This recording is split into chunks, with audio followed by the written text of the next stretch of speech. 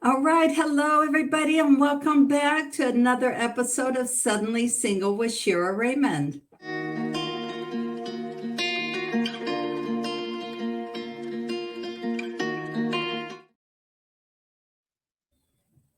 Hi, everyone. I want to introduce you today to my guest, Debbie Sassoon.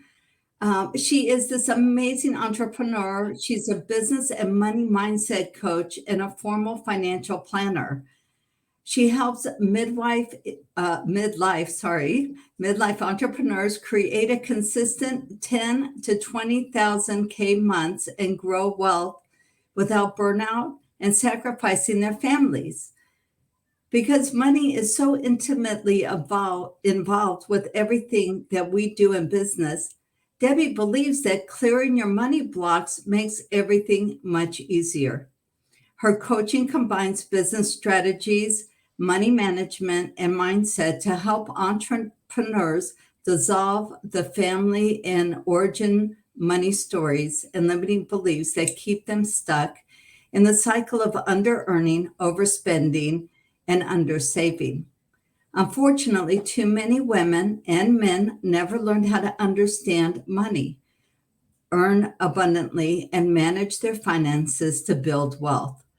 Too many women, in particular, feel belittled and diminished by professionals in the financial industry. Debbie believes it's time we change that narrative. None of us should have to dim our lights and brilliance to build a solid financial reality for ourselves and our families, now and in the future. We own our wealth and take responsibility for it, and we give other people permission to shine their brilliance brightly too. Sorry about that.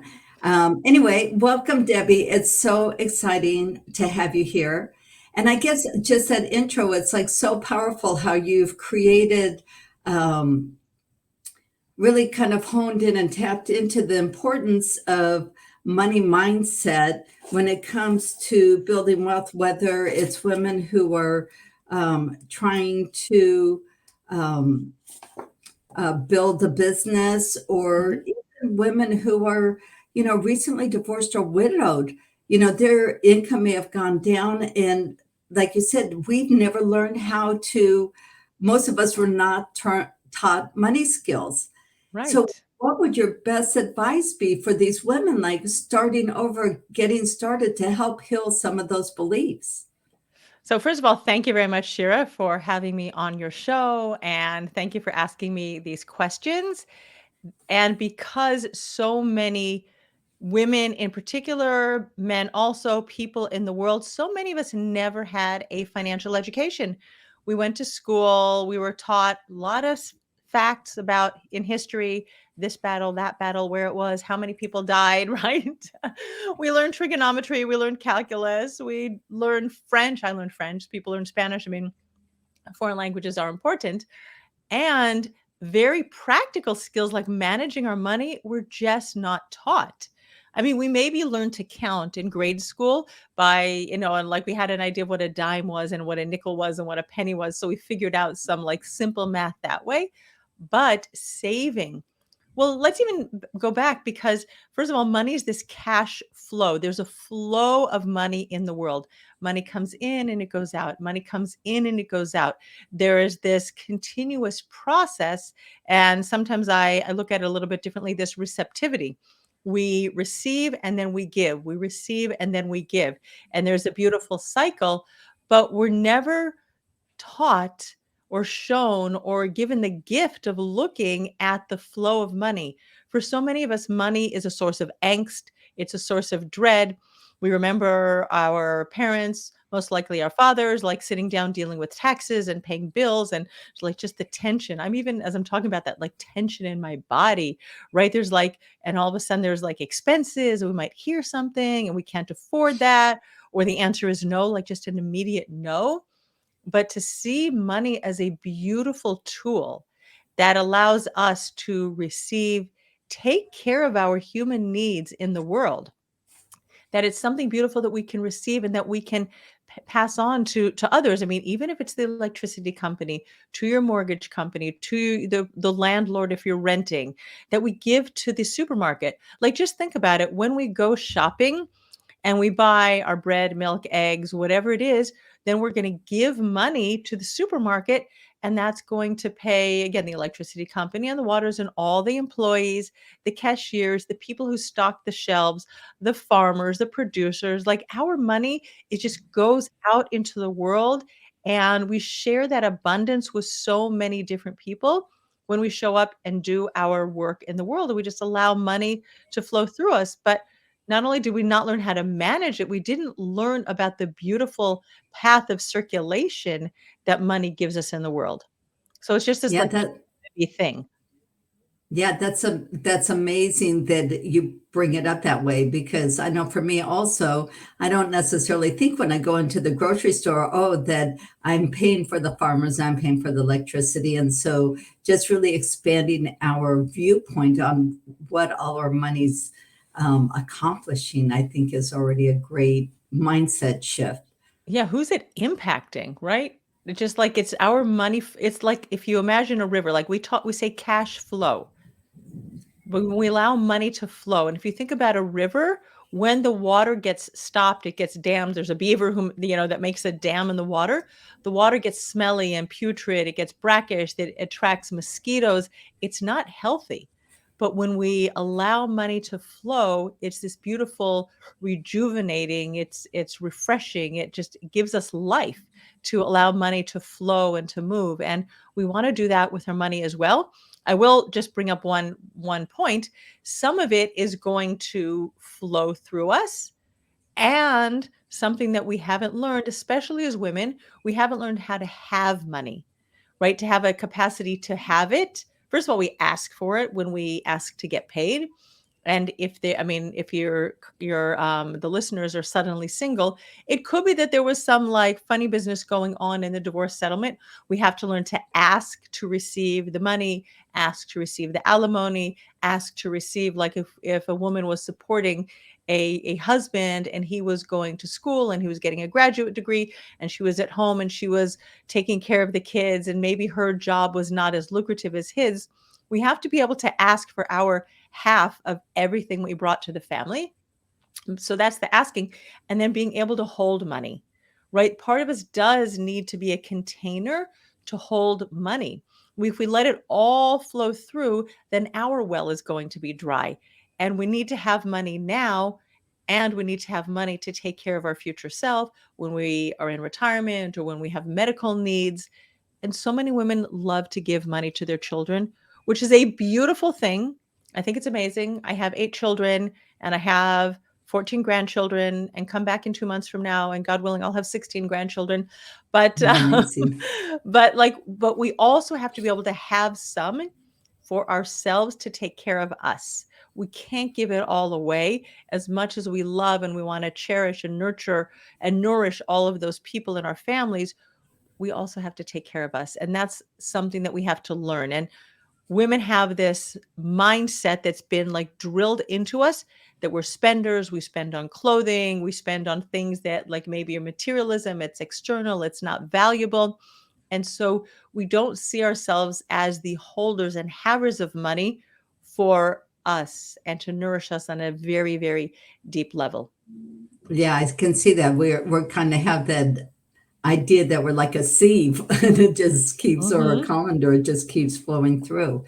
So let me just ask you something, because I think it's really important about the limiting beliefs and how, our family, or I mean, a lot of times this is generational, these beliefs of money that we've taken on. So how do you see that showing up for women in particular, um, as It, they are now having to take care of their money story? well, it's very, very individual and very specific. I don't think that we can make a general statement. I can only share with you my personal history. and how my family of origin story shows up in my life. So all four of my grandparents and my father were born in Germany. My father was born in July of 1938. My grandfather we're all Jewish. My grandfather was arrested on Kristallnacht, the night of broken glass. It was November 8th and 9th. And so we escaped Germany. We ran away. Thank Wow. God. Thank the Lord. We had like our visas. But my grandparents, my dad, my mom she used to joke that she was made in England. And if we would look at her behind, we would see that she was stamped made in England because as her family was leaving Germany, she says that's where she was conceived. I never confirmed it. like Cute. inside. But then my family all went to Los Angeles where they had to rebuild their lives. So we have the fear that's wired into our bodies, the scarcity, the needing to hold on to money for safety and security, and also that living in deprivation. And I know from some things that, like, as I've done my work and as I've uncovered things, I feel it. I feel the energy in my body. And I'm going to just add to something that you said, because you said money mindset. And we cannot heal or change the thoughts we think about, because your mindset is all the things you think. But we have energy. There is a nervous system reaction, a body reaction to money, and money mindset isn't going to heal that. We have to go deep inside and process our emotions and our feelings. We have to find the energy inside of us and be with it and allow it to move through us. And so many of us repress it, suppress it. We don't want to visit it because it's uncomfortable, it's scary. And I will add that 99% of the time, we cannot do that work alone. Yeah. Like, we No, I need am someone with to you. witness us and to help us heal, because our brain will protect. Our brain doesn't Yes. want to feel pain. Our brain, wants to seek pleasure. And so the deep emotions that are embedded inside of us, our brain will not let us, in almost all cases, do that work ourselves. Yeah, great point. I often tell my clients and also the women on the show who are listening that, the subconscious mind, I don't know, they say it's like a million times more powerful than our conscious Yes. mind. And what's interesting is the subconscious mind doesn't know the difference between what's true and what's false. And so we've been hearing these stories for so long, and they do get embedded in our mind and our psyche just because we've heard them over and over again. Hmm. And most of the time when we're so young, we don't even have the tools to say, no, that doesn't make sense, there's got to be a different way. And so it just kind of gets absorbed by osmosis Yep. until we start to question those beliefs and then Right. do the work, like you said, on a subconscious, on a somatic, on a body Hmm. experience, and an emotional level, to really begin to release those and change that story. Right. So great point. So I know you work with entrepreneurs and also Hmm. women. Like, if you're in your um, you know midlife and older, and you're going through a divorce or recently widowed, and maybe you don't have the amount of your cash flow has gone down because of this. You know, just because the government says that retirement is 65, that doesn't mean that you can't find your passion and start doing something you love for the rest of your life, and creating wealth and creating um, Right. new things for yourself. Like for me, here I am, I always talk about this, that I'm the poster child for my brand. But, 2 years ago, after getting divorced, I moved across the world to Israel. And now I'm starting this TV show and starting this whole new thing. And I want that to be an inspiration to other women.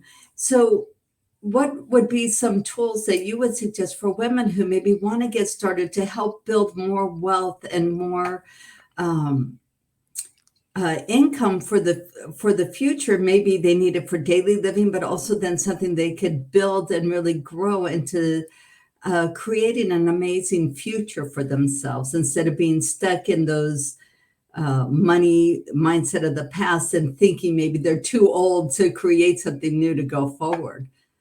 Well, first of all, I want to say my work with midlife women spans many, many, many years. Midlife for many women starts way before 60 or 50 or 40. I mean, I work with clients also in their mid 20s, but depending on who you ask, it can be 30 or 35, right? It doesn't have to be like someone who's really starting later. But here's the thing about building wealth. Building wealth the traditional way through traditional financial investments like in the stock market, let's say.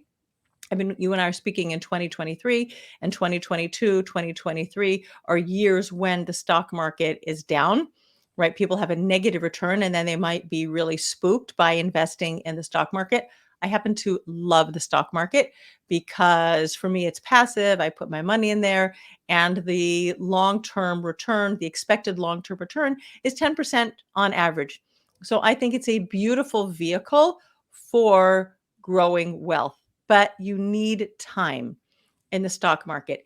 If you invest if the average is 10% per year, and just let's assume the average, if you put $10,000 in the stock market today, it will take you 7 years to double your money. So it means in 7 years you'll have $20,000. That means in 14 years you're going to have $40,000, right? For someone who is 60, you know, that long period of time is not going to create the amount of wealth that she probably needs to carry her through to the age of 100, 110, 120.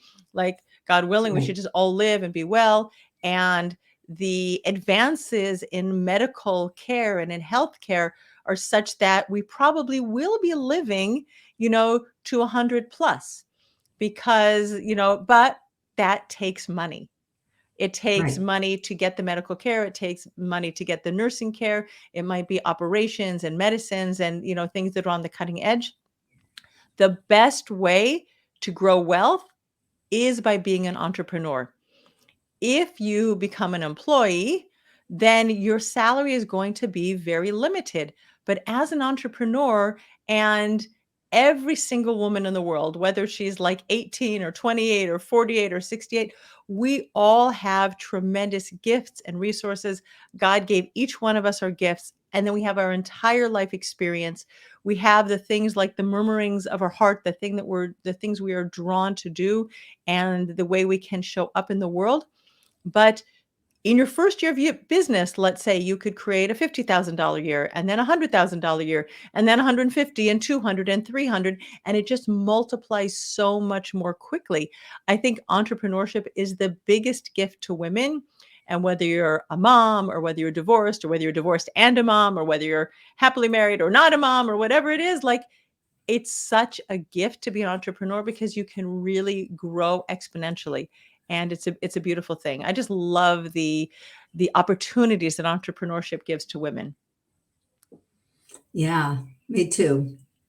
Plus, it gives you a lot more flexibility because your time is your time and how you want to Exactly. spend it and what you want to do with it. And I think for women, that are 55 and above and starting over, you have so much life experience and so much that you can give. And Yeah. all you have to do is figure it out what you are passionate about. And then you can create something really amazing and beautiful. And, somebody like Debbie, who is a business coach, she can help you to really create that 50,000 first year and on and on. So, what are some of the tools that you like when you're working with a client that you teach them? Okay, so I'm going to go back one step because you talked about like it gives you time flexibility. And here's something that I do want to warn women about who are leading big lives. Like I said, I have 8 children, I have 14 grandchildren, thank God, and a husband, and we have our spiritual endeavors and pursuits and the things that we do in our life. And we can let our time fritter away. So I think we have to be very fierce about our time, especially if we have been conditioned and socialized to give to others, and women are givers. I do believe that we are natural givers. We're compassionate and empathetic, and we've often been at the beck and call of everybody else. And even the research shows that even in a two income family, that women are still carrying like, 2/3 of the work at home, Right. and daughters-in-law are still the ones who do most of the caregiving for aging parents. So I'm just going to highlight for any woman who finds herself in this situation that I don't want to be dismissive of older generations or younger generations or even spouses if you have them, but like we do have to take care of ourselves. We have to be fierce about our time management for ourselves. I do believe that when we have so many external sources, people, things that are calling at us, it can make us, if you allow it, very, very good at managing our time and getting things done, because it means you have to be decisive, you have to move forward, you can't let yourself indulge in doubt and confusion, but you got to be onto yourself. Right? You really, Right. really have to be onto yourself. And then another thing you said, Shira, is doing the work, whatever your vision, your passion, your mission is. And whatever you start with today, it doesn't mean that that's going to be what you're doing in a year or 2 or 5 years from now, because we also grow and evolve. Just like Right. the iPhone came out and the iPhone has gone, they launched their first phone, which I think was the iPhone 3, and then they're always doing updates to the iPhone 3, and then there's the iPhone 4 and the 5, and like we just keep evolving and iterating and improving on what we already have. So it doesn't have to be the thing that you end up with. Like I started as once I left my corporate job, I became a financial planner. And that was financial planning and money coaching. And then it was money coaching, and then it was money coaching and business coaching. And then I was, doing very practical money coaching. And then I added EFT tapping to what I did. And then I added life coach, skills to that. And now I'm doing like way more embodiment work, which is kind of harks back to my EFT tapping. But it's this beautiful like pot of stew that allows my work to evolve and deepen and get richer, and then the way I show up for my clients.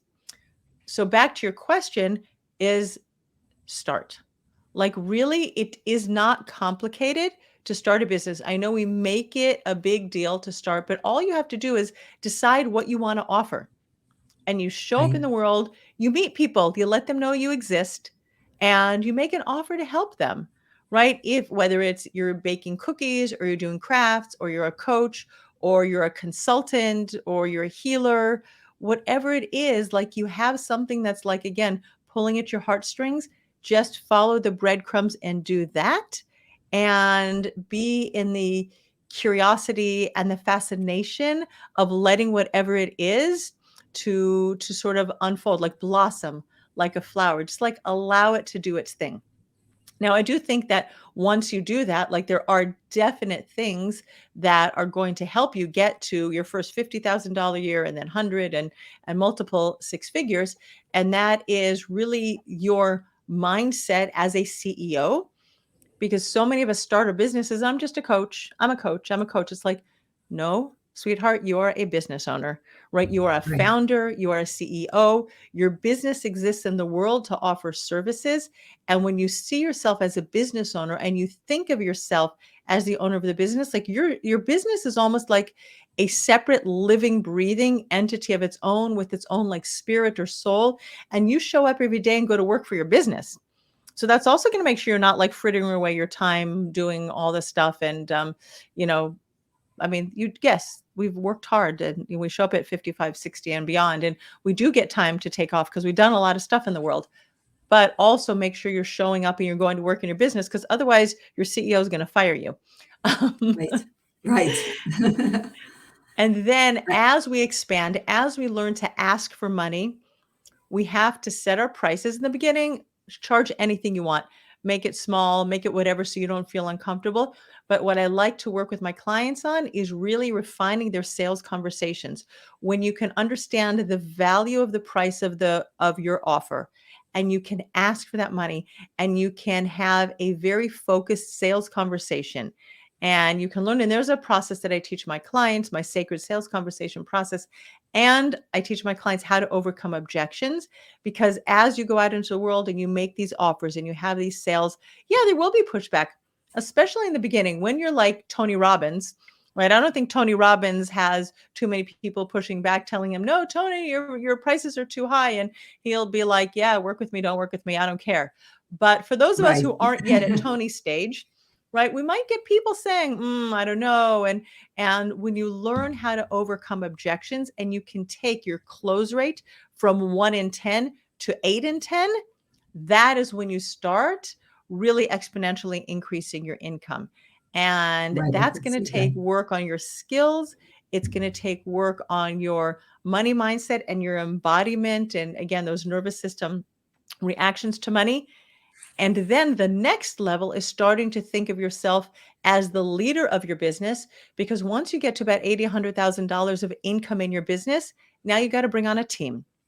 Now you have to hire people. And in the beginning of the business, most of us, and hand on my heart, I made this mistake. We hire someone, a warm body, to fill a need in our business, and we don't know what the values of our business are. We don't understand what our work style is. We don't understand what the chemistry like.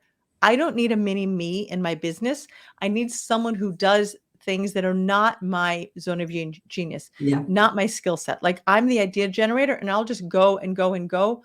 I need implementers. I need people who have attention to detail. I need people who aren't going to mind me. Like, my style is, I'm a bit of a helicopter parent. So my my VAs need to know that I'm a helicopter parent and I might come back to you and, like, with all love and all respect, but they might want to, if someone can't deal with a helicopter parent, and like, I want someone who is a self-starter, but she also has to know that this is the business that I'm running and I have a vision and I might, be tweaking things, and not to take it personally, because the Right. success of the business is the success for all of us. Absolutely, absolutely, and that's such a great point. So, I know on your website you have a ton of resources that, you'd like to share with our audience. Can you talk a little bit about that? So you can go to my resource page, debbiesasson.com/resources. And And it's right there I here on the have, screen. oh, wonderful. We have a money mindset workbook. So you can really, like, find out what your relationship with money is. This is the first way of, interacting with money, that like, just see what your family of origin story, what the limiting beliefs are, what are the sentences just running through your mind, and you're not even aware of what's going on. So it gives you an opportunity to bring those up and to change them. There's even some, like, turnaround phrases in there. So that's the money mindset workbook. There are 22 money mantras, which are just things that you can, like, just start programming your mind to think about money differently. Those are the free resources. And there's also my book, The 1K Investor: Simple Smart Steps to Start Investing with $1,000 or Less. That's not free. You can get that on Amazon, but that gives you basics about investing, like, really, really, like, this is kindergarten, first grade level of investments, because that's so important for women and men. But to understand the financial markets, so many people, women and men, both, when I spoke with them as a financial planner, I would just say, do you know what the difference between a stock and a bond is? And they're like they just didn't know. So this is going to be the grammar school education that you never had about money. It's written in very, very easy language. Go to Amazon, pick it up, because it's a beautiful resource. And I will say one resource that's not on there, but if you go to debbiesasson.com/money school, that's one word, money school, I am offering on March 13th, 14th, 15th. So I think that coordinates with when this goes live. But I'm running a 3-day free training all about money, specifically for entrepreneurs. Wow. And sign up if you are listening to this recording after Money School closes. Then you'll get the replays. I don't remember the date exactly until the replays are available.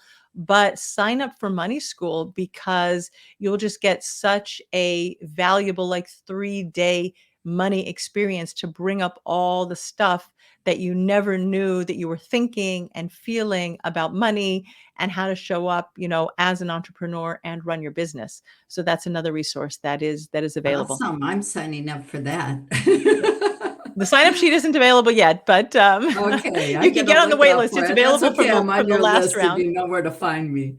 Anyway, Debbie, thank you so much for coming. This was really, really amazing. And these resources, and just really, I think you have a lot to offer my audience and everyone out there. So thank you so much for coming on.